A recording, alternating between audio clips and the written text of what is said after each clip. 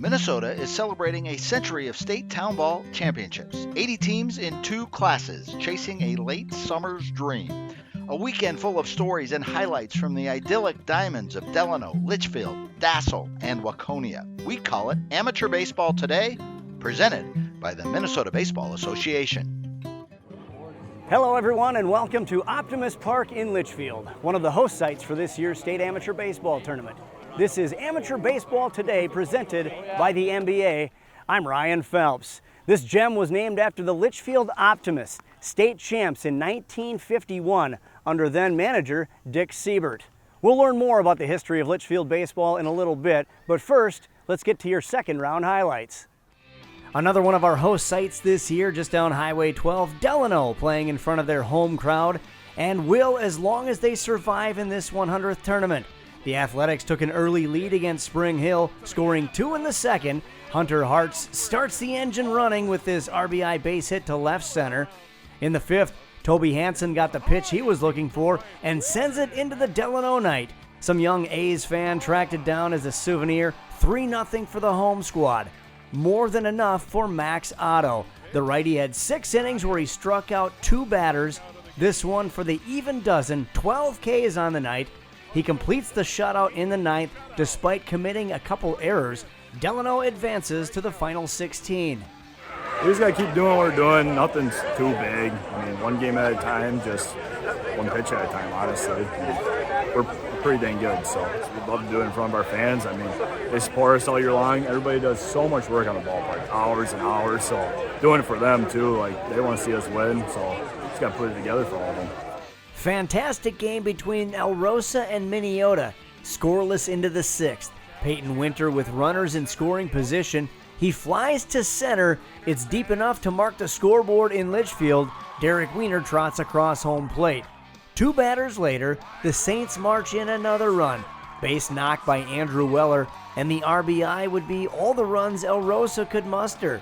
Would that be enough for Cold Spring draftee Cole Fuchs? He struck out 10, including this big one to get out of a jam. To the bottom of the 9th, tying run on for Minnesota. Fuchs gets Danny Hennon to bounce to third. 5-4-3 double play started by Peyton Winter. Shutout complete. Fantastic win for El Rosa.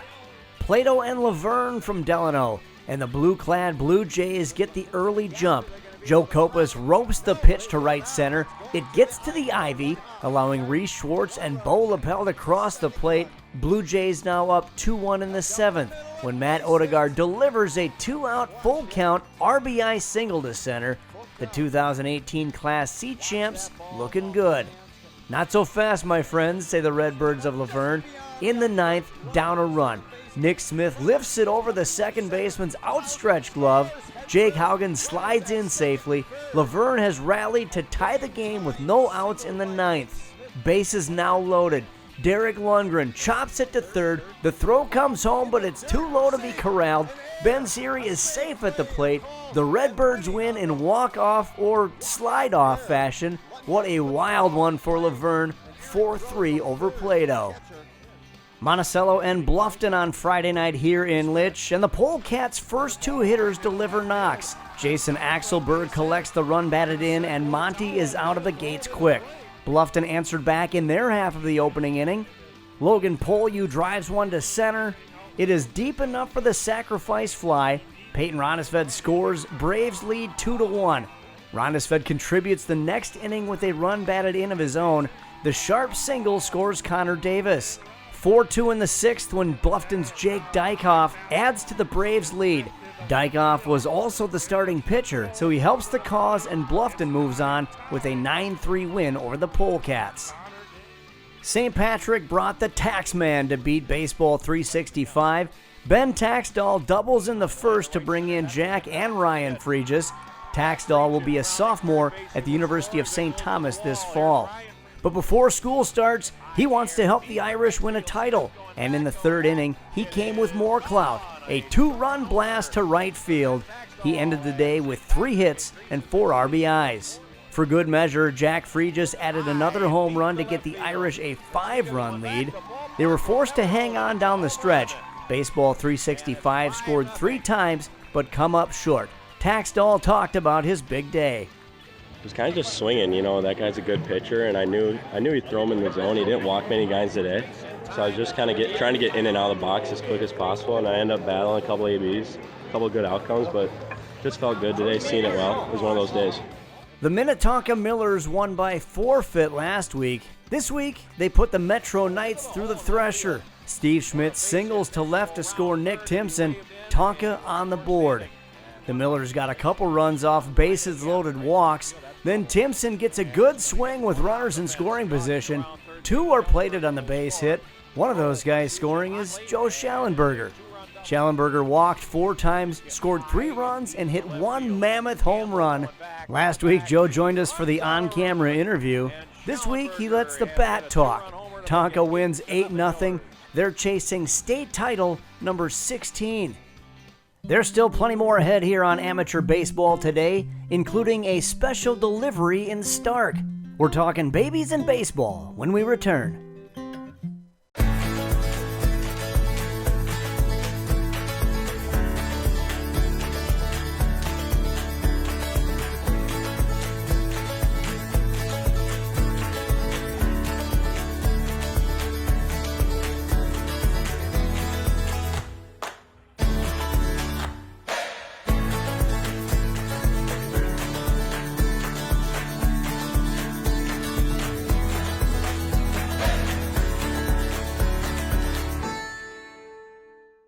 For all your scoreboard, video display, and sound system needs, please give Amy Electronics a call and let their 35-plus years of experience help elevate your game day atmosphere to the next level. Amy Electronics is a local Daktronics representative throughout Minnesota and can be reached at 952-941-9830. Amy Electronics is located in Eden Prairie, Minnesota, just off of Highway 169, Highway 212, and Interstate 494. Amateur Baseball Today is brought to you in part by DuraEdge Engineered Soils. The difference is in the dirt. And by AIM Electronics, the official scoreboard partner of the NBA. Jordan has woven itself into the fabric of Minnesota baseball. Their iconic Mini-Met is the annual home for the state high school baseball tournament. For the rest of the summer, the Brewers play there. And well, Jordan has won state 4 times, most recently just 4 years ago. The Brewers in control against Green Isle. Nate Beckman crushes the first inning pitch to left. Great effort to make the play, but it falls for a double. Jordan would score in the first 3 innings. Leading 5 rip, Dylan Peterson brings in 2 more with this bullet to right. Peterson had 4 RBIs through 5 innings. Jordan wins 10-0. By the way, Jordan and Green Isle are co-hosts for next year's tournament. The Hurricanes of Fergus Falls made land in Delano and swept up Chisago Lakes. Second batter of the game, Alex Hench swats one over the ivy. A 2-run homer. Fergus never looked back. Drafty pitcher Shane Traddles went the distance. He gets the strikeout to end the night and send the Hurricanes into the Sweet 16. 4-1 the final. The Cortland Cubs returning to state for the first time in ages, taking on Maple Lake. Teddy Giefer sends one over the fence in right to give the Cubs the lead in the 6th. Maple Lake won in extra innings last week, and they come from behind in the 7th here. Ben Clapp finds the gap. Luke Phobie scores all the way from first to tie the game. The Lakers score the final 5 runs. Donnie Mavenkamp caps the 4-run 7th inning with the ball that just eludes the second baseman. Maple Lake takes it 8-4. Sartell and New York Mills scoreless in Litchfield until the 5th. The Muskies break the ice with a single over the leaping Miller shortstop. Ethan Carlson records the RBI. The Muskies also scored on a wild pitch. They break it open in the 8th. 6 runs, 2 on the bases loaded double by Austin Heinrichs. Sartell advances on behind a shutout performance by John Schumer. Air Freight and Minneapolis Angels. We lead off with an Angels sac fly run because teams struggle to score against Graham Lobsher and Air Freight. This tied the game at 1. Air Freight broke through in the 6th. Already 1 run in. Tom Kohler chops one off the glove of the drawn-in second baseman, and it gets away. 2-run score, and the 2021 Class A champs lead by 3, and it became Lobsher time. Lobsher was a strikeout machine. At points in the game, he struck out 7 in a row, then he punched out 5 in a row, and then 4 more. In all, 20 strikeouts for Graham Lobsher. He allowed 1 run on 1 hit. Air Freight is on to the final 8. Let's hear from Graham. It was just kind of get ahead early and then be able to work off speed in late and then keep them off balance. That's kind of the name of the game whenever you're facing a good team. We don't typically play over Labor Day, so it'll be fun to see all the crowds out here and play during the holiday weekend. Moorhead waited 10 innings to score their first run last week. Against Hopkins, they wasted no time. David Ernst had 5 hits. His first was good for an RBI, 2-0 Brewers after 1. To the 4th, and bases loaded for Moorhead. Denver Blinn with a nugget of an at-bat. He finds the gap. All the men from Moorhead cross the plate. The Brewers build a 7-0 lead and get the win 8-4. Ernst 5 for 5, and the winning pitcher to boot.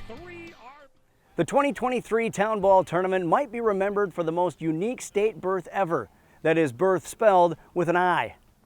A couple weeks ago, the father of Stark Longhorn Dave Supernaut took to Twitter to tell the story of his son's crazy night when he collected an extra inning base hit to propel the Longhorns to a spot at the state tournament by beating Springfield in the regions. That hit came seconds after learning his wife was headed to the hospital to give birth to their son. What a night. Since that time, life got back to normal, and the Longhorns had their tournament end with a loss to the Blue Earth Pirates. Afterwards, David reflected on his memorable night at the Diamond and Hospital and the perspective it brings. Our son wasn't even born yet, and I was driving from the game to the hospital, and I just kind of took like a deep breath, and I was like, oh, this is actually all happening on the same day. It's kind of neat. Baseball is a big part of my life. It's just, you kind of get older and things kind of start becoming a little more important, and family's a big part of that. Still more to come on amateur baseball today as we talk great pitching and close plays at the plate. It's time to revolutionize defense. Printed in 4D for a breakthrough in technology. Ultra lightweight, resilient, form fit, game ready and pro tested. Designed for a revolution. Engineered for defense. The Rev 1X. MaxBat is proud to support the Minnesota Baseball Association as we are the official wood bat. We take great pride in producing high-quality wood bats for professional, amateur, and youth baseball players worldwide. At MaxBat, our main focus is quality, customer service, and quick turnaround time. All Max Bats are created using meticulous hand craftsmanship and engineering in our state-of-the-art facility in the heart of Town Ball Country, Brewton, Minnesota. We want to thank you for your continued support and for making us the leading wood bat brand in Minnesota. Welcome back to Optimus Park in Litchfield. This is Amateur Baseball Today, presented by the Minnesota Baseball Association. I'm Ryan Phelps. Of all the great town ball teams across the state, perhaps the best known is Miesville. It's just the right combo of metro proximity and small town appeal, not to mention the name, the Mud Hens. They've been winners at state 7 times, including back-to-back just 5 years ago. In fact, they won their semifinal here in Litchfield. Miesville gets Anoka this time around. They put their stamp on a second tournament win with a lead right out of the gates. Joe Warner to right field and out of the Saints' yard in Dassel. The Bucks were within 1, but it quickly went south for Anoka in the 4th. Brock Reinhardt sends it over the head of the shortstop. The hit scores Brian Sprout. From there, the Bucks toss it around the diamond. Max Gam comes around to score, and looky here, Reinhardt takes the full trip around the bags. He scores on the errors. Mud Hens to the final 8. They beat Anoka 13-1. Cold Spring matching up with defending Class A champ St. Louis Park, and the champs had a tough day in Dassel. Up 2-1, Springer William Hulls lays down a great bunt. The throw is wild from third, and Brady Clare scores to add to the Springer lead. In the 6th, Clare all but ends the Pirates' season. A bases-loaded gapper to left center. The base paths look like a holiday parade of Springer runners. Cold Spring scores 9 runs on 13 hits. They advance and knock out St. Louis Park.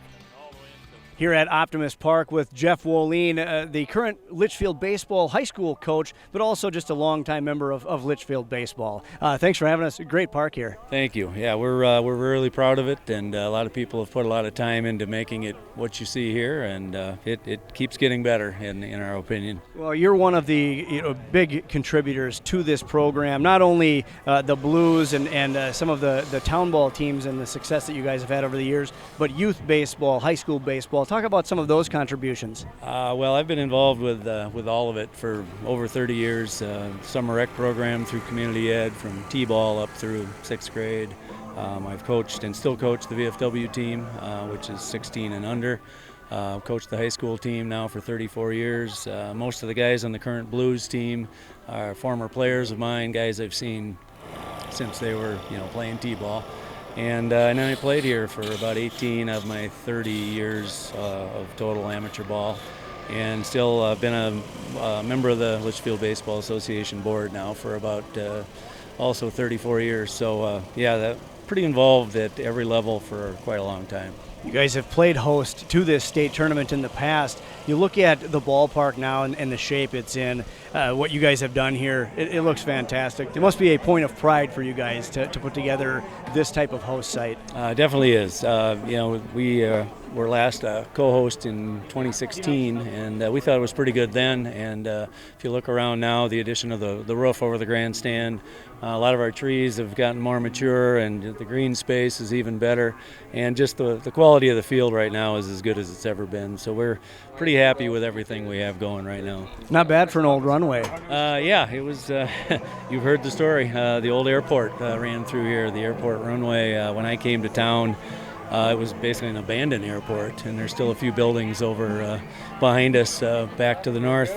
But it was, not much to look at 30 years ago, and about 1993, I think, is when they first started breaking ground here, and we've just kept adding things ever since. Some Gopher connections to Litchfield baseball. Bernie Bierman, a Litchfield grad back in 1917. We mentioned Dick Siebert, manager of the Optimists back in the day when they won state back in 51, and some other names as well. Those guys go way back, and of course they're legendary. Paul Giel actually played here at one time. Even more recently, we had Eddie Estrada played for the Gophers, was Mr. Baseball in 2015 for our high school team in the state of Minnesota, and played a good 4 years for the Gophers. So we're very proud of that connection. It's kind of unique, some of those real old names, just to know they were once playing here. Jeff, a great job on the park. Thanks for joining us, and best of luck the rest of the weekend. Thank you. I've got the grounds crew going tonight and all weekend, so hopefully we can keep it looking this good, and appreciate you guys being here. After more than 3 decades of coaching baseball at Litchfield High School, the accolades are starting to stack up. Since taking over as the Dragons head coach in 1990, Woline has amassed 393 wins. He ranks 8th among active Minnesota high school baseball coaches and is 30th on the all-time wins list. In 2019, he was inducted into the Minnesota State High School Baseball Coaches Association Hall of Fame, and earlier this year, he received the Dick Siebert Award. Loretto and St. Martin. The Larks had the hitting shoes on, 18 hits on the game. Josh Koski gives Loretto the 3-2 lead with one of his 4 hits on the game. St. Martin regains the lead in the 7th. Brady Goebel scores 2 on the gapper. The Martins collected 9 hits on the game, but the key stat was Loretto errors. They committed 4. This one scored the 6th Martin run of the game, 6-3 heading into the 9th. Loretto found life, and it was the patriarch of the Koski clan, Corey Koski, driving a double the opposite way to plate 2 Larks and make it a 1-run game, but they couldn't push another home, and St. Martin wins it 6-5.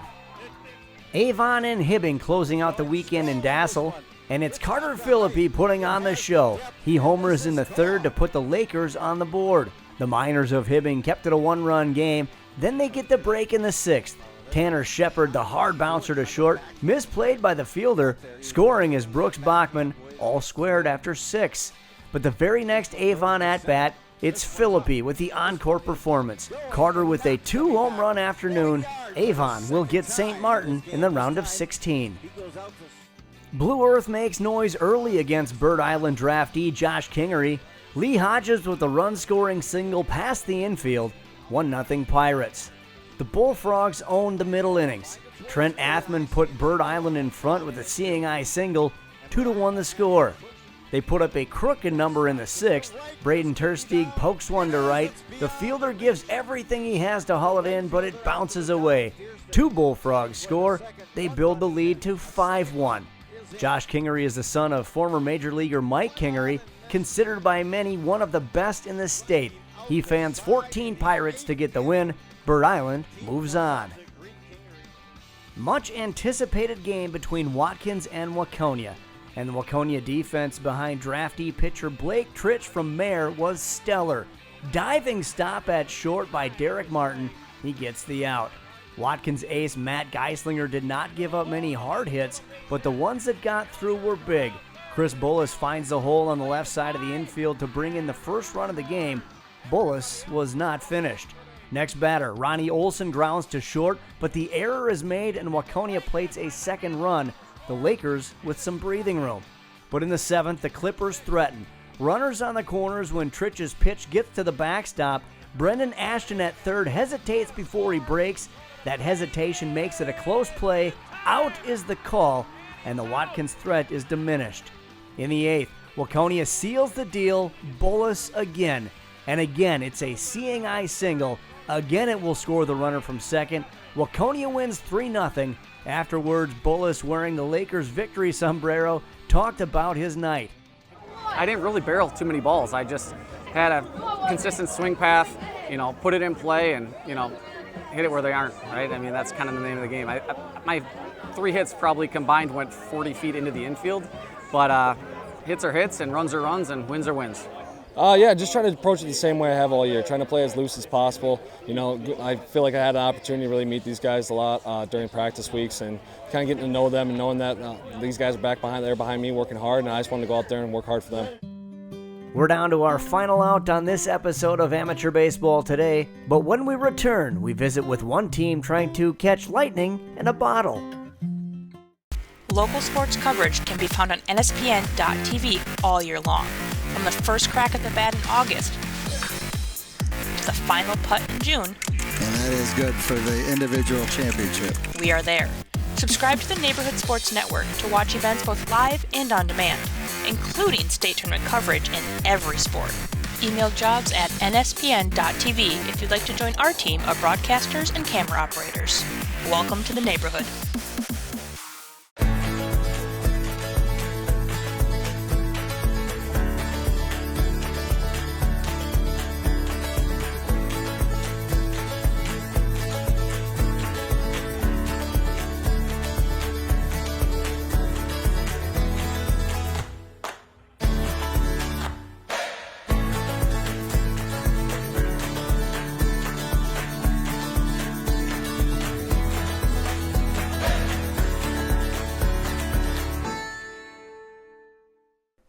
Amateur Baseball Today is brought to you in part by Max Bats, the official wood bat of the NBA, and by Rawlings, proud to be the official ball of the state tournament. Rawlings, the mark of a pro. Amateur Baseball Today is presented by the Minnesota Baseball Association. Ryan Phelps back with you here in Litchfield. Last Labor Day, the Nisswa Lightning closed out the team's first ever state title, and they did it in dominating fashion. They scored 46 runs in 5 games. That's more than 9 per contest. In round 1 this year, they picked up the heavy lumber and went right to scoring runs. They put 14 on the board against Carver, 2 big clouts. The first by Aaron Jenkins, a 3-run homer that just cleared the ivy at Delano. Then 2022 MVP Nate Deshane equaled the effort with a moonshot that we believe barely stayed in Wright County. Another 10-plus run win for the team that is trying to show the state that lightning can strike twice. We have a little bit different squad this year, but yeah, we have a good team, and we're kind of starting to click right now at the right time, so I'm excited to see what can come. I can tell you when I was 14 years old and I started playing, there was no shot I'd ever win a state title in amateur ball. I started with Nisswa and moved on to the Brainerd Bees for a few years, and man, the competition's always just so good that I couldn't even imagine last year. It was just so surreal. And then to run it back this year and have a chance now, especially after winning the first round here, I think we're riding as high as we can be. Cannon Falls scored first against Nisswa, but the Lightning lit up Litchfield from that point forward. Aaron Jenkins a 2-run clout to get things going. Jenkins had 4 RBIs on the day. 2 batters later, Nate Deshane sends the center fielder running backwards. It clears the fence, and for the second straight week, Jenkins and Deshane each homer. Sam Peterson gets in on the fun in the 7th. Another 2-run blast. The Bears of Cannon Falls made it interesting late. Final 8-4. Nisswa keeps rolling. Faribault and New Ulm, and all eyes on Faribault starter Jake Petrichka. The former Major League reliever has brought the Lakers back to state, and he gets the double play ball to end the 3rd inning. New Ulm threw 20-year-old Ethan Stady, and the MSU Maverick was awesome. He fanned 5 of the first 7, 12 on the game. Brewers got on the board in the 4th. Zach Hoffman gets the RBI base hit to right. Hoffman was a key player on Chanhassen's 4-time Class B championship teams back in his hometown of New Ulm this year. Unlike in his time in the Bigs, Petrichka gets to hit in town ball, and he delivers the game-tying hit in the 7th. Nate Ross collides with the catcher, ends up scoring. This was a fantastic ball game. Top 8, Justin Hoffman at 3rd, older brother Zach Hoffman at the plate. He executes the squeeze. Petrichka almost makes the play, but Justin scores. What a call, what a play, and New Ulm stuns Faribault 2-1. Zach Hoffman talks about the decision to squeeze. With runners in scoring position, I've been struggling a little bit, so I kind of went up to Al and said, hey, if I get a strike on me, let's do this. You know, JT's a fast runner, and I felt like if I can get it down, it's a run. So it worked out, and against an arm like that, you kind of got to do whatever you got to do to find a way, and we did today. Hutch and Hinckley tussling in Dassel, and the Huskies start the scoring in the 3rd. They get help from the Hinckley D. The error at short on the ground ball from Marcus Hahn allows the 2nd run to score. 2-0 Hutch. Next batter, Tyler Schiller. Cracked to right center. The double will chase Hahn all the way around from first. Hutch scores 3 in the 3rd. Hinckley also tallies in the 3rd. First pitch of the inning. Max Sicklier goes yard. The number 9 hitter shows pop, and Hinckley has life. The big moment of the game came in the 4th. Hinckley loaded the bases with nobody out, yet nobody scored. Lane Glazer with a full count strikeout to end the threat, and Hutch was never in trouble after that. They win 8-1. Kimball and Buckman play an extra innings classic, and we pick it up in the 10th. Kimball marks as Ben Johnson ropes the base hit to score Tommy Friesen. The first lead of the game for the Express. They trailed 3-0 early. Friesen was also on the hill to try and close out the comeback. The first batter for Buckman is Bozer, and he belts one. Noah Bozer sends it out of Optimus Park. What a clutch swing. Ties the game at 4, and we move on to the 11th. With 2 outs, Bozer comes back up in the 11th. Runner on second. Bozer the blooper. It falls. Jack Suska got a good jump, and he goes in head first with the game winner. Buckman survives a valiant effort by Kimball and move on with the 5-4 win. Stockman's Irish and the Indians of Shakopee. Brody Paulson reprises a highlight from week 1. The big lefty crushes a pitch to right, no doubter. Brody's 2nd homer of the tournament, and Stockman's leads 1-0. To the 4th, Shakopee gets the equalizer. Jake Skogren slices it to right field. It's off the glove of the racing fielder. 1 run scores. They call it an error, one of 3 Irish errors on the game. Bases loaded for Shako in the 6th. Alex Broholm's ground ball goes through an obstacle course, first past the pitcher, then hits the bag at second. No play for the fielders. A run scores. The Indians grab the lead. And it was for good. Joey Connolly strikes out the Irish side in the 9th. Shakopee wins 5-1. Final B game of the weekend on Sunday. The Minneapolis Cobras strike against Dundas. The manager Mason Reinhardt doubles to the gap in the first. 2 Cobras touch home. Now 2-1, 2 on as Jordan Kazicki gets a healthy cut on this pitch. The fielders can only watch it fly out of the yard. The Cobras look like they're in control. The Dukes of Dundas had their chance in the 7th. Carson Jones wallops this home run to cut the deficit to 3, 5-2. The Dukes had the tying run at the plate, but Cobra Mitch Waletsky sends the Dukes back to the dugout. getting out of a jam and helping Minneapolis advance to the Elite Eight, 7-2 the score. And here's what those 8 look like. Minneapolis gets Shakopee on Saturday in the quarterfinals. Cold Spring will meet up with Miesville. On the other side of the bracket, St. Patrick versus Minnetonka, and Moorhead will face Air Freight. Those are in B. Class C, the hometown team Delano plays host to El Rosa Friday night. On the other side of the bracket, Bluffton versus Laverne. Jordan draws Fergus Falls, and it will be Sartell versus Maple Lake. Defending champ Nisswa meets up with New Ulm, and it will be Hutchinson locking horns with Buckman. And finally, St. Martin versus Avon, and it's Waconia and Bird Island.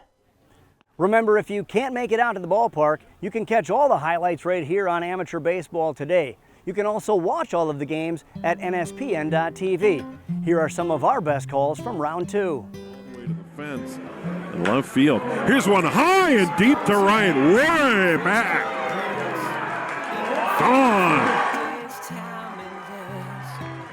Come folks from every corner of town, walking through the gates. Kallenberg around third. They're going to challenge him. Throw to the plate is high, and the run scores. Everybody else moves up an extra base. Take the field again. Could be the snowbirds, the mallards, or the mud hens. North, south, east, and west. Back to the track, to the wall. Souvenir ball. A home run off the bat of Joey Warner. Hey, everything's okay. The boys of summer gonna play today. Right at the wall and not able to come up with it. It's on the ground. The base ump is giving the safe signal. On the diamond. There's a lofter, beautiful web gem happening there, extending and making the play. At second base is Skylar Wenninger. The only thing missing was a cape. Father, sons, and uncles on the same team. It goes Blues of yesteryear. It's going to go off the wall, and this is going to clear the bases. Hey, hey, everything's okay. Second to first. Inning-ending, game-ending double play for the El Rosa Saints. It's 5-4-3. That's all from Litchfield. Thanks for joining us, folks. For Andy and Hannah and the rest of our crew, I'm Ryan Phelps for Amateur Baseball Today, presented by the Minnesota Baseball Association.